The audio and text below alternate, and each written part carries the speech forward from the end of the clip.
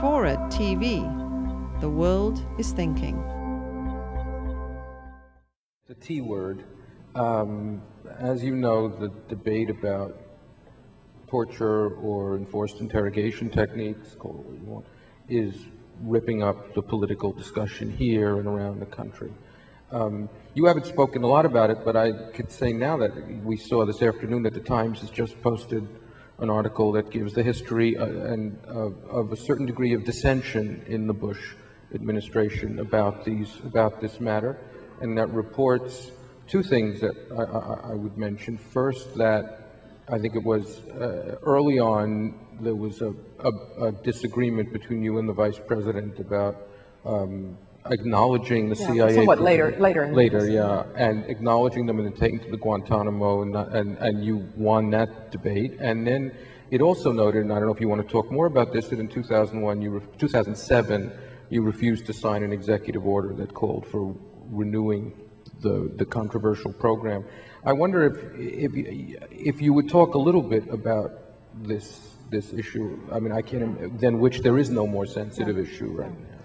Well, I don't want to get into our internal deliberations, but let me put it this way. Look, this is really hard. Right? This is a very hard issue, and I think the debate about it is appropriate, and I don't have any problem debating it. I was asked this by a Stanford student, famously now on YouTube, yes.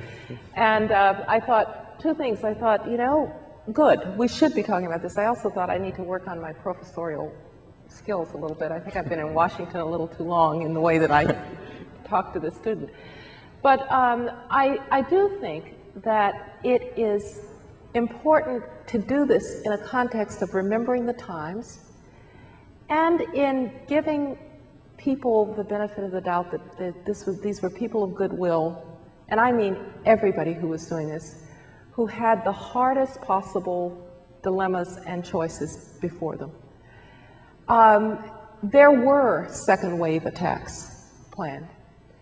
We knew virtually, this was established. Yes, we knew virtually nothing about how Al-Qaeda operated. We were as deaf and dumb and blind on September 10th as you could possibly be. Now, the president in that context, in that circumstance, said, what more can we do to protect the country? But he was very clear every time I talked to him, every time he talked to any of us, but it has to be within our legal obligations, both our international obligations and our domestic obligations. That is why we sought an opinion from the Justice Department and ultimately from the Attorney General himself about what our obligations were and what the agency was proposing and how whether or not this was legal. Now, there's been another confusing statement. I said at one point that it was therefore a given, right, that if the president authorized it, it was legal. This was not a Nixon-Frost moment, right?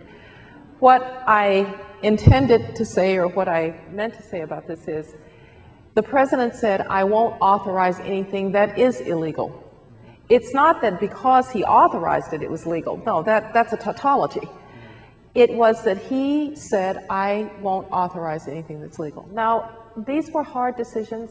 This was tough stuff. Frankly, the kinds of stuff I never thought, you know, I would be talking about or debating. And it evolved over time. Once the threat environment was different, which it was after we knew more about Al-Qaeda, and as the legal framework shifted, particularly after Senator McCain's legislation, which I supported Senator McCain's legislation, this program evolved and evolved and evolved. But to the day we left, the president wanted to do everything that he could to protect the country and protect the country legally. It's not surprising that over a period of time, some of us were insistent on, and there was no resistance to it, insistent on really discussing what still needed to be done and what didn't.